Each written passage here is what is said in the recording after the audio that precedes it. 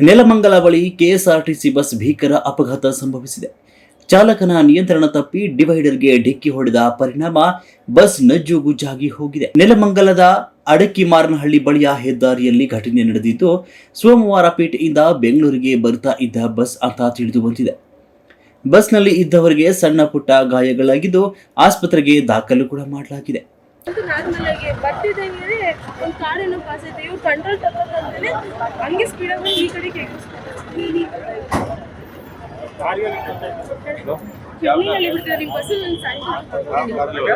Normal Veerapura bus ನನ್ನ ಕಂಪನಿಯಲ್ಲಿ ಬಿಡ್ತಾರೆ. ಎಷ್ಟು ಜನ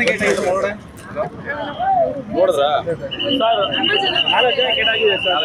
ಫ್ಯಾಮಿಲಿ 3 ಜನ ಇದ್ರು ಹೆಂಗಸರು. ಅದು ತಾಯಿಗೆ ಎಡಗೈ ತುಂಬಾ ಏಟಾಗೈತೆ. ಇನ್ನೊಂದು ಹುಡುಗಿ ಇದ್ರು, ಅವ್ರು ರೈಟ್ ಸೈಡ್ ಬ್ಲಡ್ ಬಂತಿತ್ತು.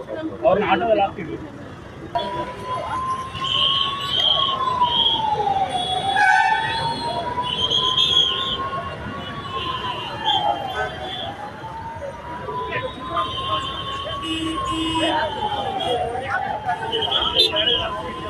ಚಾಲಕ, ನಿರ್ವಾಹಕ ಸೇರಿದಂತೆ 6 ಮಂದಿಗೆ ಚಿಕ್ಕ ಪುಟ್ಟ ಗಾಯವಾಗಿದೆ.